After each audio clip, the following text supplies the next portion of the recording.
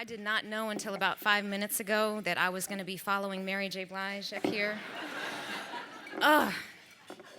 And Ms. Barry and Miss Karen, my goodness, what a surprise. First and foremost, whatever speech you had to read, you didn't have to say anything. Anything.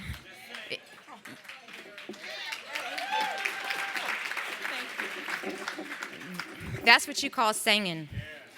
Yes. And I thank you for that. Oh, thank you. You're very welcome.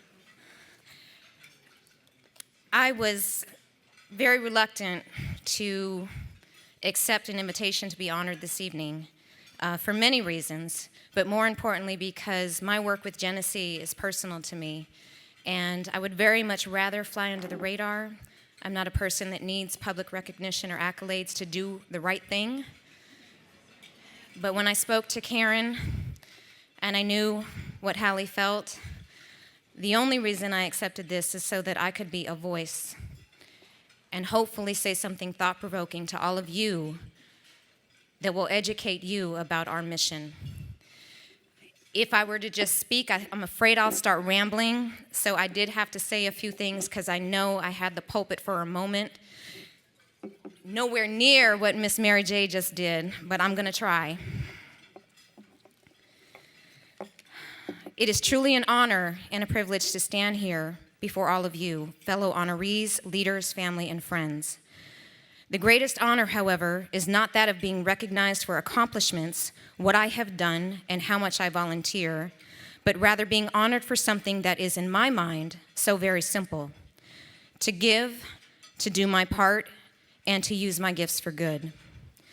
I actually already receive the greatest honor from my work with Jenesse, and it comes from the women and children in our shelters. When they thank me for inspiring them, giving them hope, influencing them, supporting them, and most importantly, sharing my own challenges and vulnerabilities, they honor me. When they cry, share, smile, grow, and look forward to a new life with hope and enthusiasm, they are already honoring my efforts.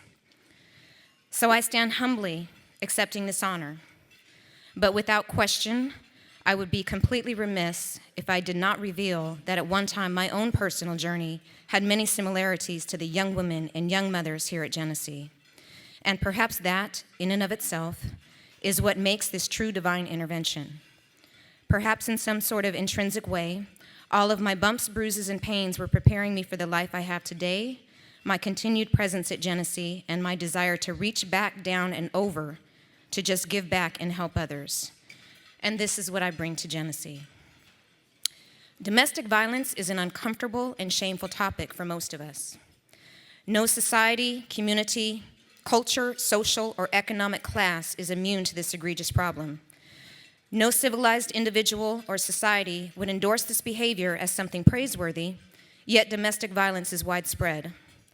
Ultimately, it is about oppression, control, power, and lack of regard for human rights. When described in this manner, one might think I was describing the oppression of the Jim Crow laws at the turn of the century, where it was acceptable to use violence to keep blacks at the bottom of the social hierarchy. Or perhaps a description of slave labor and economic oppression in third world countries. Or even a description of a modern-day political tyrant roaming Uganda, committing crimes against women, children, and humanity. But I am not. I am talking 2012, right here in this country, in this city, right here in our own communities. We see elementary, junior high, and high school students gravely injuring and killing each other over petty quarrels. We see violence and death prompted by the raw emotions of young love, frivolous text messages, and even postings on social media sites. As of recent, we've witnessed a brutal stabbing attack on a young woman from Southgate High School by her estranged high school boyfriend. Look across the country, and we've witnessed death by beating and blunt force trauma to the head of a young lacrosse player at the University of West Virginia at the hands of her fellow lacrosse player, estranged boyfriend. This is a national crisis, a pure tragedy. And for those of you that think somehow this is not your problem, think again. Think about the person that most likely crossed your path at one point in life. That person who would tell you again and again and again that you were not good enough, not smart enough, not pretty enough, not talented enough. That person who tried to put you at the bottom of the lowest low with their own form of physical, verbal, mental, or emotional abuse. That person who made you question your own self-worth, making you feel violated and trapped. Well, hopefully over time, you realized that this person was only trying to beat you down in their own cowardly way, because in reality, they couldn't deal with their own insecurities and deficiencies. You too have stared oppression in the face, even in its non-conventional form. Magnify those emotions, conditions, and lack of peace 1,000 times and add violence and rage to the mix, and you too will realize what life would be like under the power and control of an abuser. Victims must be given support. Perpetrators need to be held accountable, and we must, without question, educate our children and young people about tolerance, equality, acceptance, and accountability.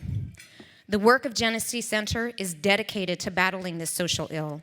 It is imperative that the work continue and develop to meet the needs of society, or we will see generation after generation damaged by its existence. I see many familiar faces in the audience tonight, and by all means, I would like to thank each and every one of them for supporting us.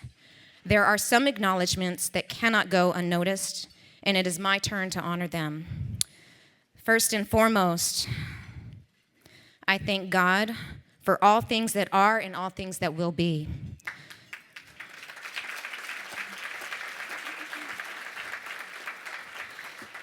And for my strong faith, which carries me through the peaks and valleys of life. My parents,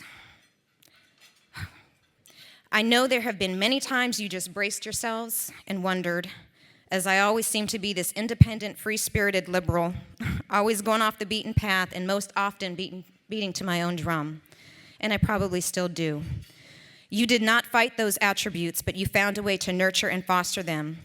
I am forever grateful, not just for the love and support you have provided over the years, but for the tough love, the times you let me fend for myself and figure it out when I was determined to make my own way.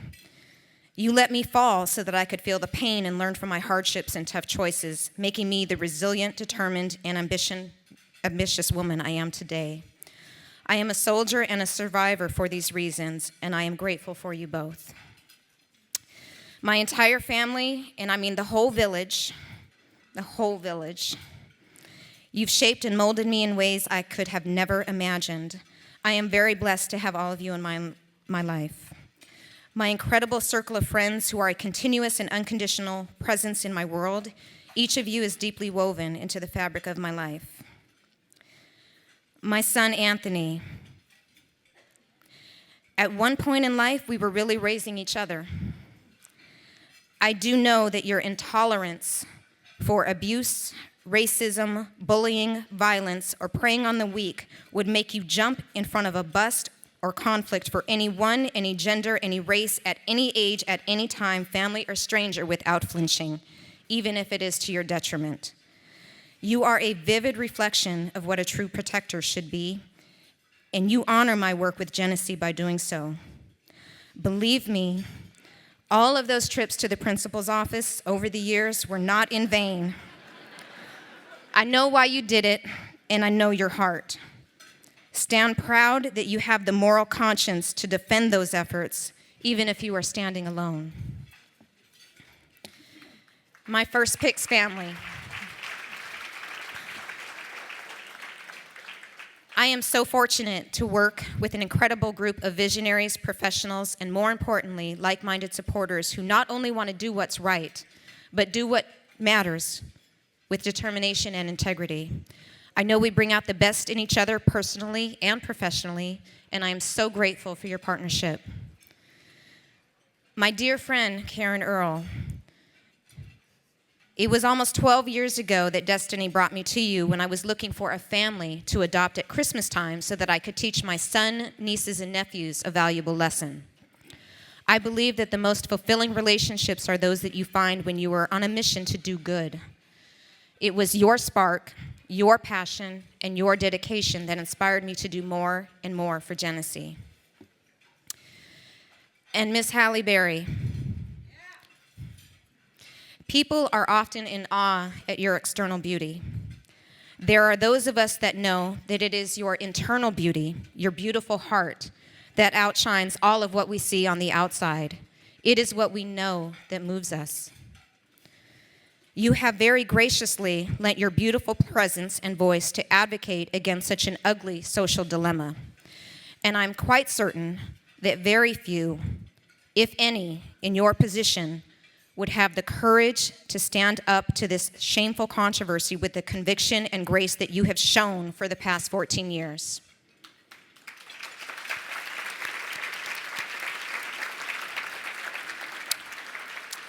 It was exactly 10 years ago this year that you stood on that Oscar stage as the very first African American woman to win the Best Leading Actress Award for your distinguished performance.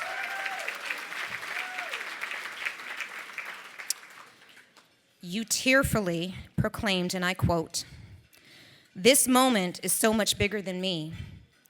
This is for every nameless, faceless woman of color who now has a chance tonight because this door has been opened." Well, tonight you have opened these doors and said welcome. You stand on a very different stage, a stage used as a platform to heighten our consciousness about a very serious and debilitating problem. I believe, from the bottom of my heart, that your work and your commitment on behalf of Jenesse may be, in fact, your greatest performance yet. For that, we thank you.